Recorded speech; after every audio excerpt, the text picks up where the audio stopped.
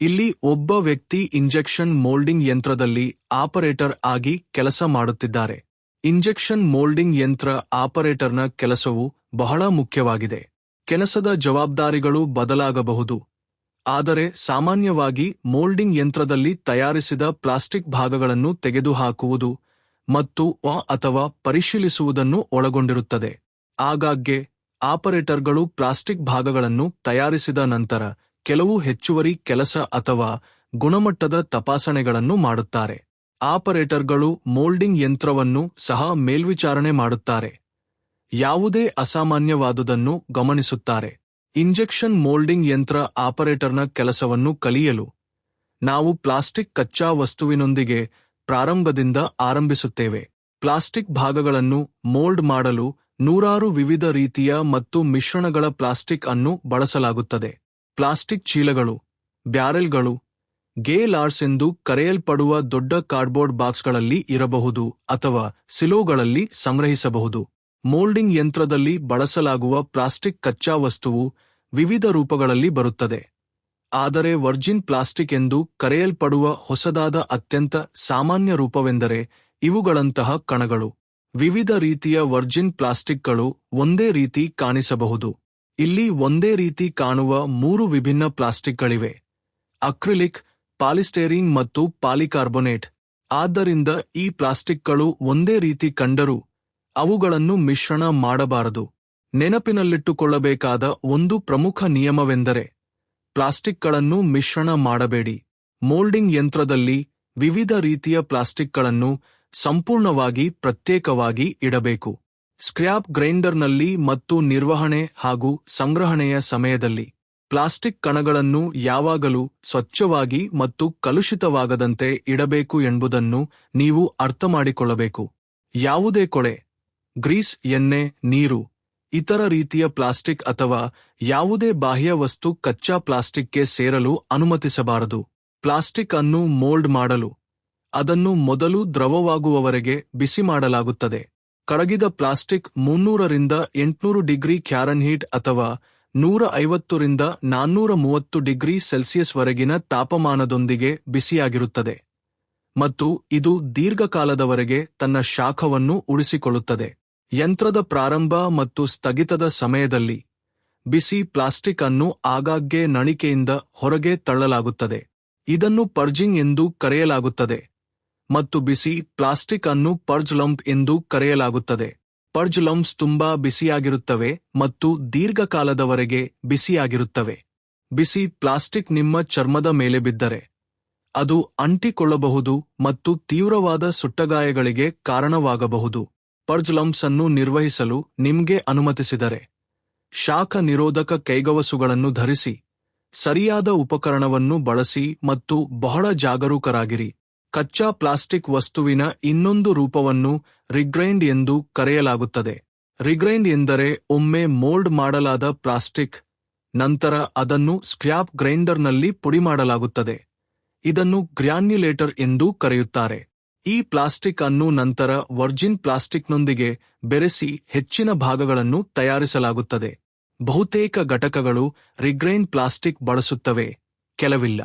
ಅದನ್ನು ಬಳಸಿದಾಗ ರಿಗ್ರೈಂಡ್ ಮತ್ತು ವರ್ಜಿನ್ ಪ್ಲಾಸ್ಟಿಕ್ಗಳು ಒಂದೇ ರೀತಿಯ ಪ್ಲಾಸ್ಟಿಕ್ ಆಗಿರಬೇಕು ಮತ್ತು ವರ್ಜಿನ್ ಮತ್ತು ರಿಗ್ರೈಂಡ್ನ ಅನುಪಾತವು ಬದಲಾಗಬಾರದು ಎಂಬುದನ್ನು ನೆನಪಿಡಿ. ಇದು ಕಲರ್ ಕಾನ್ಸಂಟ್ರೇಟ್. ಪ್ಲಾಸ್ಟಿಕ್ ಕಣಗಳೊಂದಿಗೆ ಕಲರ್ ಕಾನ್ಸಂಟ್ರೇಟ್ ಮಿಶ್ರಣವಾಗಿರುವುದನ್ನು ನೀವು ನೋಡಬಹುದು. ಇದು ದೋಷವಲ್ಲ. ಈ ಕಣಗಳು ಪ್ಲಾಸ್ಟಿಕ್ಗೆ ಬಣ್ಣ ನೀಡುತ್ತವೆ. ಕೇವಲ ಸಣ್ಣ ಪ್ರಮಾಣದಲ್ಲಿ ಇದು ಬೇಕಾಗುತ್ತದೆ. ಪ್ಲಾಸ್ಟಿಕ್ ಮೋಲ್ಡ್ ಆಗುತ್ತಿದ್ದಂತೆ ಕಲರ್ ಕಾನ್ಸಂಟ್ರೇಟ್ ಕರಗಿ ಪ್ಲಾಸ್ಟಿಕ್ನೊಂದಿಗೆ ಮಿಶ್ರಣವಾಗುತ್ತದೆ. ಇದು ಭಾಗಕ್ಕೆ ಅದರ ಬಣ್ಣವನ್ನು ನೀಡುತ್ತದೆ. ಇದು ಒಂದು ವಿಶಿಷ್ಟವಾದ ಇಂಜೆಕ್ಷನ್ ಮೋಲ್ಡಿಂಗ್ ಯಂತ್ರ. ಇದು ಹಾಪರ್. ಹಾಪರ್ ಕಚ್ಚಾ ಪ್ಲಾಸ್ಟಿಕ್ ಅನ್ನು ಹಿಡಿದಿಟ್ಟುಕೊಳ್ಳುತ್ತದೆ ಮತ್ತು ಅದನ್ನು ಇಂಜೆಕ್ಷನ್ ಬ್ಯಾರೆಲ್ಗೆ ಹರಿಯುವಂತೆ ಮಾಡುತ್ತದೆ. ಈ ಗಾರ್ಡ್ನ ಕೆಳಗೆ ಇಂಜೆಕ್ಷನ್ ಬ್ಯಾರೆಲ್ ಇದೆ. ಇದನ್ನು ಹೀಟಿಂಗ್ ಬ್ಯಾರೆಲ್ ಎಂದು ಕರೆಯುತ್ತಾರೆ. ಇಂಜೆಕ್ಷನ್ ಬ್ಯಾರೆಲ್ ತುಂಬಾ ಬಿಸಿಯಾಗಿರುತ್ತದೆ, ಆದ್ದರಿಂದ ಆಪರೇಟರ್ ಅನ್ನು ರಕ್ಷಿಸಲು ಅದನ್ನು ಗಾರ್ಡ್ನಿಂದ ಮುಚ್ಚಬೇಕು. ಗಾರ್ಡ್ ತೆಗೆದರೆ ನಮಗೆ ಹೀಟರ್ ಬ್ಯಾಂಡ್ಗಳು, ವೈರ್ಗಳು, ಇಂಜೆಕ್ಷನ್ ಬ್ಯಾರೆಲ್ ಸ್ಪಷ್ಟವಾಗಿ ಕಾಣುತ್ತವೆ. ಆದಾಗ್ಯೂ ನೀವು ಯಾವುದೇ ಗಾರ್ಡ್ಗಳನ್ನು ತೆಗೆದುಹಾಕಿ ಮೋಲ್ಡಿಂಗ್ ಯಂತ್ರವನ್ನು ಎಂದಿಗೂ ನಿರ್ವಹಿಸಬಾರದು. ಇಂಜೆಕ್ಷನ್ ಬ್ಯಾರೆಲ್ನ ಮುಂಭಾಗದಲ್ಲಿ ನಳಿಕೆ ಇರುತ್ತದೆ. ಇಲ್ಲಿ ಬಿಸಿಯಾದ ಕರಗಿದ ಪ್ಲಾಸ್ಟಿಕ್ ಅನ್ನು ಮೋಲ್ಡ್ಗೆ ವರ್ಗಾಯಿಸಲಾಗುತ್ತದೆ. ಇಲ್ಲಿ ತೆರೆದ ಮೋಲ್ಡ್ನ 2 ಅರ್ಧ ಭಾಗಗಳಿವೆ. ಕ್ಯಾವಿಟಿ ಅರ್ಧ ಮತ್ತು ಕೋರ್ ಅರ್ಧ. ಪ್ಲಾಸ್ಟಿಕ್ ಭಾಗಗಳನ್ನು ರೂಪಿಸಲು ಕರಗಿದ ಪ್ಲಾಸ್ಟಿಕ್ ಅನ್ನು ಮೋಲ್ಡ್ಗೆ ಇಂಜೆಕ್ಟ್ ಮಾಡಲಾಗುತ್ತದೆ. ಪ್ರತಿ ಮೋಲ್ಡ್ ಅರ್ಧವನ್ನು ಯಂತ್ರದ ಪ್ಲಾಟಿಂಗ್ಗೆ ಬೋಲ್ಟ್ ಮಾಡಲಾಗುತ್ತದೆ. ಒಂದು ಪ್ಲಾಟಿಂಗ್ ಸ್ಥಿರವಾಗಿರುತ್ತದೆ, ಇನ್ನೊಂದು ಪ್ಲಾಟಿಂಗ್ ಚಲಿಸಬಲ್ಲದು. ಇದು ಮೋಲ್ಡ್ ಅನ್ನು ತೆರೆಯಲು ಮತ್ತು ಮುಚ್ಚಲು ಹಿಂದಕ್ಕೆ ಮತ್ತು ಮುಂದಕ್ಕೆ ಚಲಿಸುತ್ತದೆ. ಮೋಲ್ಡ್ಗಳು ತುಂಬಾ ಒರಟಾಗಿ ಕಾಣುತ್ತವೆ, ಆದರೆ ಕೋರ್ಗಳು ಮತ್ತು ಕ್ಯಾವಿಟಿಗಳು ಸುಲಭವಾಗಿ ಹಾನಿಗೊಳಗಾಗಬಹುದು. ಮೋಲ್ಡ್ಗಳ ಸುತ್ತ ಕೆಲಸ ಮಾಡುವಾಗ ಸರಿಯಾದ ಕಾರ್ಯವಿಧಾನಗಳನ್ನು ನಾವು ನಂತರ ವಿವರಿಸುತ್ತೇವೆ. ಇದು ಮಷೀನ್ನ ಆ ಭಾಗವಾಗಿದ್ದು, ಅದು ಮೋಲ್ಡ್ ಅನ್ನು ತೆರೆಯುತ್ತದೆ ಮತ್ತು ಮುಚ್ಚುತ್ತದೆ. ಇದು ಕ್ಲಾಂಪ್ ಸಿಸ್ಟಮ್ ಆಗಿದೆ. ಪ್ಲಾಸ್ಟಿಕ್ ಅನ್ನು ಇಂಜೆಕ್ಟ್ ಮಾಡಿದಾಗ ಕ್ಲಾಂಪ್ ಮೋಲ್ಡ್ ಅನ್ನು ಮುಚ್ಚಿ ಹಿಡಿದಿಟ್ಟುಕೊಳ್ಳುತ್ತದೆ. 3 ಸಾಮಾನ್ಯ ವಿಧದ ಕ್ಲಾಂಪ್ ಸಿಸ್ಟಮ್ಗಳಿವೆ: ಹೈಡ್ರಾಲಿಕ್ ಕ್ಲಾಂಪ್, ಟಾಗಲ್ ಕ್ಲಾಂಪ್ ಮತ್ತು ಹೈಡ್ರೋಮೆಕ್ಯಾನಿಕಲ್ ಕ್ಲಾಂಪ್. ಇದು ಹೈಡ್ರಾಲಿಕ್ ಕ್ಲಾಂಪ್ ಆಗಿದೆ. ತೈಲದ ಒತ್ತಡವು ದೊಡ್ಡ ಹೈಡ್ರಾಲಿಕ್ ಪಿಸ್ಟನ್ ಅನ್ನು ಚಲಿಸುವ ಮೂಲಕ ಮೋಲ್ಡ್ ಅನ್ನು ತೆರೆಯುತ್ತದೆ ಮತ್ತು ಮುಚ್ಚುತ್ತದೆ. ಇದು ಟಾಗಲ್ ಕ್ಲಾಂಪ್ ಆಗಿದೆ. ಟಾಗಲ್ ಆರ್ಮ್ಗಳು ಯಾಂತ್ರಿಕವಾಗಿ ಕಾರ್ಯನಿರ್ವಹಿಸಿ ಮೋಲ್ಡ್ ಅನ್ನು ತೆರೆಯುತ್ತವೆ ಮತ್ತು ಮುಚ್ಚುತ್ತವೆ. ಹೈಡ್ರೋಮೆಕ್ಯಾನಿಕಲ್ ಕ್ಲಾಂಪ್ ವಿನ್ಯಾಸಗಳು ಬದಲಾಗುತ್ತವೆ, ಆದರೆ ಹೆಚ್ಚಿನವು ಮೋಲ್ಡ್ ಅನ್ನು ತೆರೆಯಲು ಮತ್ತು ಮುಚ್ಚಲು 2 ವಿಭಿನ್ನ ಹೈಡ್ರಾಲಿಕ್ ಪಿಸ್ಟನ್ಗಳನ್ನು ಬಳಸುತ್ತವೆ. ಮೋಲ್ಡಿಂಗ್ನಲ್ಲಿ ಎಲ್ಲಾ 3 ವಿಧಗಳು ಸಾಮಾನ್ಯವಾಗಿದೆ. ಸರಾಸರಿ ಇಂಜೆಕ್ಷನ್ ಮೋಲ್ಡಿಂಗ್ ಮಷೀನ್ಗೆ ಬಳಸುವ ಕ್ಲಾಂಪ್ ಬಲವು 100 ರಿಂದ 500 ಟನ್ಗಳಾಗಿರುತ್ತದೆ, ಆದರೆ 4,000 ಟನ್ಗಳವರೆಗೆ ಮತ್ತು ಅದಕ್ಕಿಂತ ಹೆಚ್ಚಿನ ಮೋಲ್ಡಿಂಗ್ ಮಷೀನ್ಗಳನ್ನು ಸಹ ಬಳಸಲಾಗುತ್ತದೆ. ಯಾವುದೇ ಗಾತ್ರದ ಕ್ಲಾಂಪ್ಗಳು, ಅತಿ ಚಿಕ್ಕ ಮಷೀನ್ಗಳು ಸಹ ಕ್ಲಾಂಪ್ ಸಿಸ್ಟಮ್ನ ಯಾವುದೇ ಭಾಗದಲ್ಲಿ ಅಥವಾ ಮೋಲ್ಡ್ನ 2 ಭಾಗಗಳ ನಡುವೆ ವ್ಯಕ್ತಿ ಸಿಕ್ಕಿಹಾಕಿಕೊಂಡರೆ ಗಂಭೀರ ಗಾಯವನ್ನುಂಟು ಮಾಡುವಷ್ಟು ಕ್ಲಾಂಪ್ ಬಲವನ್ನು ಹೊಂದಿರುತ್ತವೆ. Moulding machine control panel moulding machine ಅನ್ನು ಚಲಾಯಿಸಲು ಒತ್ತಡ, ತಾಪಮಾನ, ಟೈಮರ್ ಮತ್ತು ಕ್ಲಾಂಪ್ ನಿಯಂತ್ರಣಗಳನ್ನು ಹೊಂದಿರುತ್ತದೆ. ನಿಯಂತ್ರಣ ಫಲಕಗಳು ವಿಭಿನ್ನವಾಗಿ ಕಾಣಬಹುದಾದರೂ ಅವೆಲ್ಲವೂ ಒಂದೇ ಉದ್ದೇಶವನ್ನು ಪೂರೈಸುತ್ತವೆ. 15 ರಿಂದ 30 ನಿಯಂತ್ರಣ ಹೊಂದಾಣಿಕೆಗಳು ಇರಬಹುದು. ಪ್ರತಿ ಮೋಲ್ಡಿಂಗ್ ಕೆಲಸಕ್ಕೆ ಉತ್ತಮ ಭಾಗಗಳನ್ನು ಮಾಡಲು ತನ್ನದೇ ಆದ ನಿರ್ದಿಷ್ಟ ಸೆಟ್ಟಿಂಗ್ಗಳು ಬೇಕಾಗುತ್ತವೆ. ನಿಯಂತ್ರಣಗಳನ್ನು ಹೊಂದಿಸುವುದು ತರಬೇತಿ ಪಡೆದ ಪರಿಣತರ ಕೆಲಸವಾಗಿದೆ. ಇಂಜೆಕ್ಷನ್ ಮೋಲ್ಡಿಂಗ್ ಮಷೀನ್ಗಳು ಸಂಭವನೀಯ ಅಪಾಯಗಳಿರುವ ಪ್ರದೇಶಗಳಲ್ಲಿ ಗಾರ್ಡ್ಗಳನ್ನು ಹೊಂದಿರುತ್ತವೆ. Heating barrel guard. ಈ ಗಾರ್ಡ್ ಅಧಿಕ ವೋಲ್ಟೇಜ್ ಮತ್ತು ಹೀಟ ಬ್ಯಾನ್ಗಳ ಪ್ರದೇಶಗಳನ್ನು ಆವರಿಸುತ್ತದೆ. Purge guard. ಈ ಗಾರ್ಡ್ ನೊಕೆಲ್ ಅನ್ನು ಆವರಿಸುತ್ತದೆ ಮತ್ತು ಪರ್ಜಿಂಗ್ ಸಮಯದಲ್ಲಿ ಪ್ಲಾಸ್ಟಿಕ್ ಸ್ಪ್ಲಾಶ್ ಆಗುವುದನ್ನು ತಡೆಯಲು ವಿನ್ಯಾಸಗೊಳಿಸಲಾಗಿದೆ. ಪರ್ಜ್ ಗಾರ್ಡ್ ಇದ್ದರೂ ಸಹ ಬಿಸಿ ಪ್ಲಾಸ್ಟಿಕ್ ಮಷೀನ್ನಿಂದ ಸ್ಪ್ಲಾಶ್ ಆಗಬಹುದು. ಪರ್ಜಿಂಗ್ ಸಮಯದಲ್ಲಿ ಬಿಸಿ ಪ್ಲಾಸ್ಟಿಕ್ ಸ್ಪ್ಲಾಶ್ ಆಗಬಹುದಾದ ಪ್ರದೇಶದಲ್ಲಿ ಎಂದಿಗೂ ನಿಲ್ಲಬೇಡಿ. ಕ್ಲಾಂಪ್ ಸಿಸ್ಟಮ್ನ ಮುಂಭಾಗ, ಹಿಂಭಾಗ ಮತ್ತು ಮೇಲ್ಭಾಗವನ್ನು ಮುಚ್ಚುವ ಗಾರ್ಡ್ಗಳಿವೆ. ನಿಮ್ಮ ಮಷೀನ್ಗಳಲ್ಲಿ ಟಾಪ್ ಗಾರ್ಡ್ಗಳಿಲ್ಲದಿದ್ದರೂ ಯಾವುದೇ ಕಾರಣಕ್ಕೂ ಮೇಲಿನಿಂದ ಕೈ ಹಾಕಿ ಮೋಲ್ಡ್ ಪ್ರದೇಶವನ್ನು ತಲುಪಬೇಡಿ ಮತ್ತು ಯಾವುದೇ ಗಾರ್ಡ್ಗಳು ಅಥವಾ ಸುರಕ್ಷತಾ ಗೇಟ್ಗಳ ಕೆಳಗೆ ಕೈ ಹಾಕಬೇಡಿ. ಹೆಚ್ಚುವರಿಯಾಗಿ, ವಿದ್ಯುತ್ ಮತ್ತು ಹೈಡ್ರಾಲಿಕ್ ಸಿಸ್ಟಮ್ಗಳಂತಹ ಇತರ ಮಷೀನ್ ಭಾಗಗಳ ಮೇಲೆ ಚಿಕ್ಕ ಗಾರ್ಡ್ಗಳು ಮತ್ತು ಶೀಲ್ಡ್ಗಳು ಇರುತ್ತವೆ. ಯಾವುದೇ ಗಾರ್ಡ್ಗಳನ್ನು ತೆಗೆದರೆ ಮಷೀನ್ ಅನ್ನು ಚಲಾಯಿಸಬಾರದು. ಆಪರೇಟರ್ ಸ್ಟೇಷನ್ನಲ್ಲಿ ಸುರಕ್ಷತಾ ಗೇಟ್ ಆಪರೇಟರ್ ಅನ್ನು ಮೋಲ್ಡ್ನಿಂದ ರಕ್ಷಿಸುತ್ತದೆ. ಸುರಕ್ಷತಾ ಗೇಟ್ ತೆರೆದಾಗ ಕ್ಲಾಂಪ್ ಮುಚ್ಚಲು ಅನುಮತಿಸದಂತೆ ವಿನ್ಯಾಸಗೊಳಿಸಲಾದ 3 ಸುರಕ್ಷತಾ ಸಾಧನಗಳಿವೆ: ಒಂದು ಎಲೆಕ್ಟ್ರಿಕಲ್ ಸೇಫ್ಟಿ, ಒಂದು ಹೈಡ್ರಾಲಿಕ್ ಸೇಫ್ಟಿ ಮತ್ತು ಒಂದು ಮೆಕ್ಯಾನಿಕಲ್ ಸೇಫ್ಟಿ ಬಾರ್. ಗೇಟ್ ತೆರೆದಾಗ ಮೆಕ್ಯಾನಿಕಲ್ ಸೇಫ್ಟಿ ಬಾರ್ ಜಾಗದಲ್ಲಿ ಬೀಳುತ್ತದೆ. ಗೇಟ್ ಅನ್ನು ಮುಚ್ಚುವುದರಿಂದ ಬ್ಲಾಕಿಂಗ್ ಬಾರ್ ತೆಗೆದುಹಾಕಲ್ಪಡುತ್ತದೆ. ಹಿಂದಿನ ಗೇಟ್ ಆಪರೇಟರ್ ಸ್ಟೇಷನ್ನ ವಿರುದ್ಧ ಬದಿಯಲ್ಲಿದೆ. ಆಪರೇಟರ್ಗಳು ಮಷೀನ್ನ ಈ ಕಡೆಯಿಂದ ಎಂದಿಗೂ ಕೆಲಸ ಮಾಡಬಾರದು. ಈ ಎಲ್ಲಾ ಸುರಕ್ಷತಾ ಸಾಧನಗಳು ಆಪರೇಟರ್ನ ರಕ್ಷಣೆಗಾಗಿ ಇವೆ. ಅವು ಸರಿಯಾಗಿ ಕಾರ್ಯನಿರ್ವಹಿಸುತ್ತಿವೆಯೇ ಎಂದು ಪರಿಶೀಲಿಸುವುದು ಹೇಗೆಂದು ನಿಮ್ಗೆ ತಿಳಿದಿರಬೇಕು. ಮೋಲ್ಡಿಂಗ್ ಮಷೀನ್ ಜೊತೆಗೆ ಮೋಲ್ಡಿಂಗ್ ಫ್ಲೋರ್ನಲ್ಲಿ ಮತ್ತು ಅದರ ಸುತ್ತಲೂ ಇತರ ಸಹಾಯಕ ಉಪಕರಣಗಳನ್ನು ಬಳಸಲಾಗುತ್ತದೆ.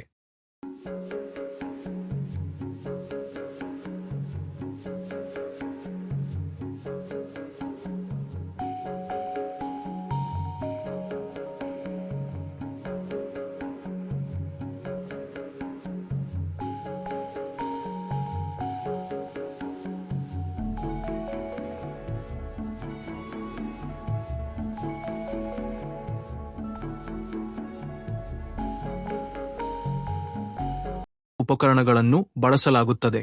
ಇದು ಗ್ರ್ಯಾನ್ಯುಲೇಟರ್ ಅಥವಾ ಸ್ಕ್ರ್ಯಾಪ್ ಗ್ರೈಂಡರ್ ಆಗಿದೆ. ಗ್ರ್ಯಾನ್ಯುಲೇಟರ್ ಸ್ಕ್ರ್ಯಾಪ್ ಪ್ಲಾಸ್ಟಿಕ್ ಭಾಗಗಳು ರನ್ನರ್ಗಳನ್ನು ರೀಗ್ರೈಂಡ್ ಎಂಬ ಸಣ್ಣ ತುಂಡುಗಳಾಗಿ ಪುಡಿಮಾಡಿ ಆದುದರಿಂದ ಮತ್ತೆ ಮೋಲ್ಡ್ ಮಾಡಿಸುತ್ತದೆ. ಗ್ರ್ಯಾನ್ಯುಲೇಟರ್ ಒಳಗೆ ಹೆಚ್ಚಿನ ವೇಗದ ತಿರುಗುವ ಬ್ಲೇಡ್ಗಳಿವೆ. ಅದು ಪ್ಲಾಸ್ಟಿಕ್ ಅನ್ನು ಕತ್ತರಿಸುತ್ತದೆ. ನೀವು ಈ ಯಂತ್ರದೊಳಗೆ ಏಕೆ ಕೈ ಹಾಕಬಾರದು ಎಂಬುದನ್ನು ನೀವು ನೋಡಬಹುದು. ಇದು ಹಾಪರ್ಗೆ ಜೋಡಿಸಲಾದ ಪ್ಲಾಸ್ಟಿಕ್ ಡ್ರೈಯರ್ ಆಗಿದೆ.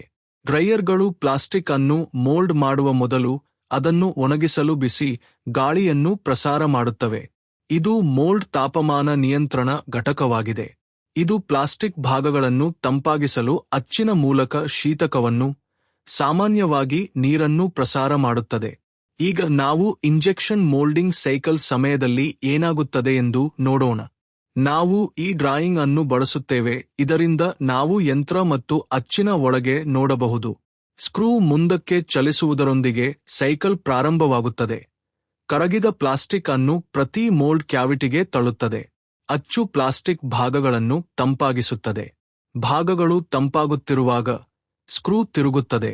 ಇದು ಮುಂದಿನ ಸೈಕಲ್ಗಾಗಿ ಸ್ಕ್ರೂವಿನ ಮುಂದೆ ಪ್ಲಾಸ್ಟಿಕ್ ಅನ್ನು ಕರಗಿಸುತ್ತದೆ ಮತ್ತು ಸಾಗಿಸುತ್ತದೆ. ಈಗ ಅಚ್ಚಿನೊಳಗಿನ ಪ್ಲಾಸ್ಟಿಕ್ ತನ್ನ ಆಕಾರವನ್ನು ಹಿಡಿದಿಟ್ಟುಕೊಳ್ಳುವಷ್ಟು ತಂಪಾಗಿದೆ. ಆದ್ದರಿಂದ ಅಚ್ಚು ತೆರೆಯುತ್ತದೆ ಮತ್ತು ಭಾಗಗಳನ್ನು ಹೊರಹಾಕಲಾಗುತ್ತದೆ. ನಂತರ ಅಚ್ಚನ್ನು ಮುಚ್ಚಲಾಗುತ್ತದೆ ಮತ್ತು ಸ್ಕ್ರೂ ಮುಂದಿನ ಸೈಕಲ್ಗಾಗಿ ಕರಗಿದ ಪ್ಲಾಸ್ಟಿಕ್ ಅನ್ನು ಅಚ್ಚಿನಲ್ಲಿ ಇಂಜೆಕ್ಟ್ ಮಾಡುತ್ತದೆ. ಈಗ ನಾವು ಅಚ್ಚುಗಳ ಪ್ರಕಾರಗಳನ್ನು ನೋಡೋಣ. ಇದು 2 ಪ್ಲೇಟ್ ಅಚ್ಚು. ಪ್ಲಾಸ್ಟಿಕ್ ಸ್ಪ್ರೂ ರನ್ನರ್ ಗೇಟ್ ಮೂಲಕ ಹರಿದು ಪ್ರತಿ ಕ್ಯಾವಿಟಿಗೆ ಹೋಗುತ್ತದೆ. ರನ್ನರ್ ಮತ್ತು ಭಾಗಗಳನ್ನು ಅಚ್ಚಿನ ಈ 2 ಅರ್ಧಭಾಗಗಳ ನಡುವೆ ಮೋಲ್ಡ್ ಮಾಡಲಾಗುತ್ತದೆ. ರನ್ನರ್ ಮತ್ತು ಭಾಗಗಳು ಸಾಮಾನ್ಯವಾಗಿ ಒಂದಕ್ಕೊಂದು ಜೋಡಿಸಲ್ಪಟ್ಟಿರುತ್ತವೆ ಮತ್ತು ಒಂದೇ ತುಣುಕಿನಲ್ಲಿ ಅಚ್ಚಿನಿಂದ ತೆಗೆದುಹಾಕಲ್ಪಡುತ್ತವೆ. ಕಾರ್ಯರೂಪದಲ್ಲಿರುವ 2 ಪ್ಲೇಟ್ ಅಚ್ಚಿನ ಒಂದು ಉದಾಹರಣೆ ಇಲ್ಲಿದೆ.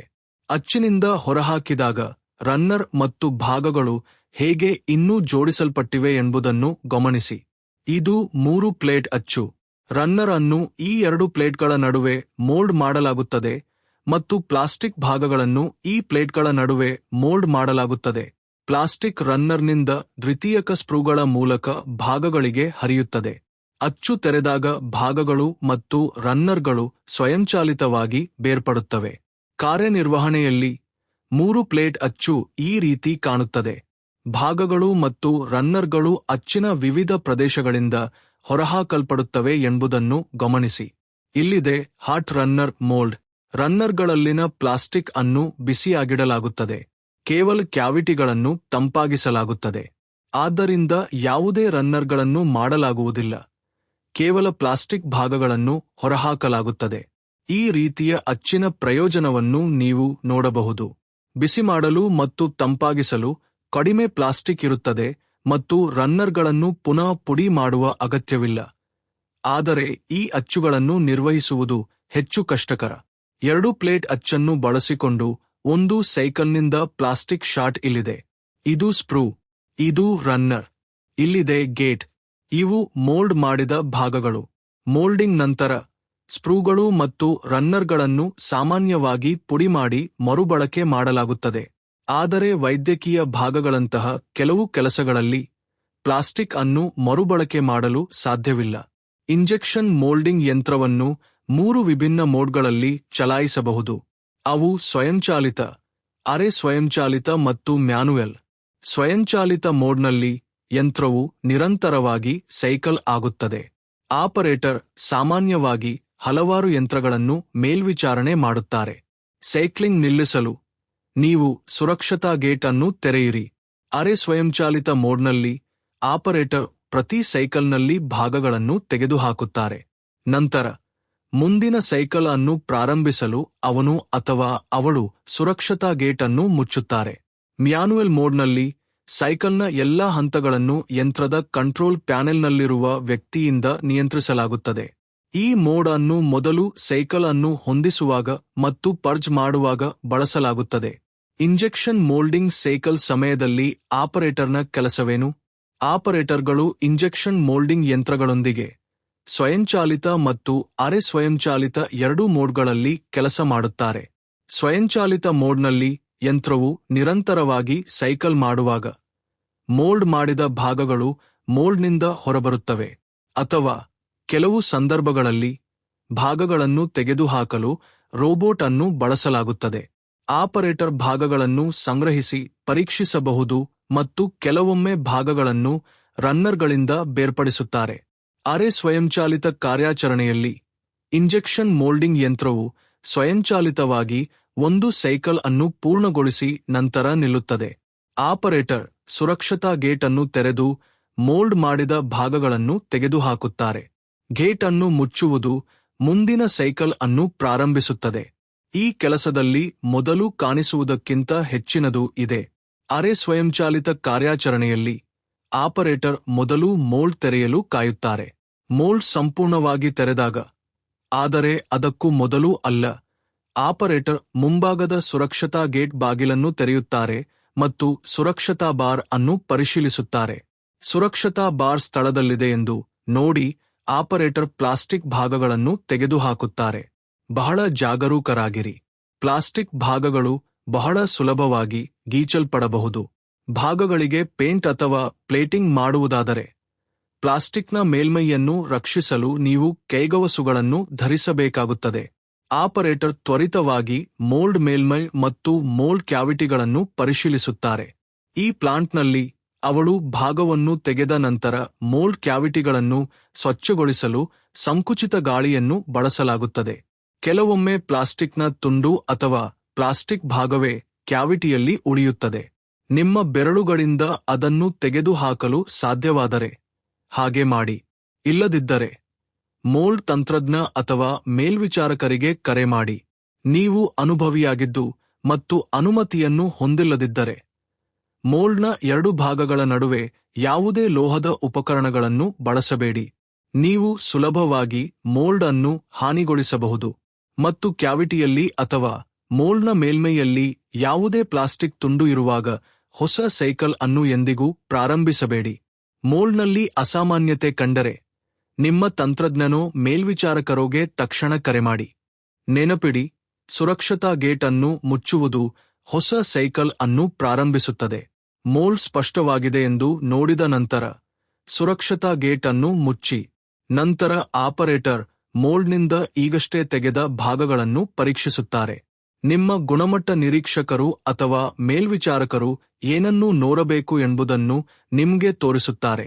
ಹೊಸದಾಗಿ ಮೋಲ್ಡ್ ಮಾಡಿದ ಭಾಗಗಳು ಹಾನಿ ಮತ್ತು ಮೇಲ್ಮೈ ಮಾಲಿನ್ಯಕ್ಕೆ ಬಹಳ ಸುಲಭವಾಗಿ ತುತ್ತಾಗುತ್ತವೆ.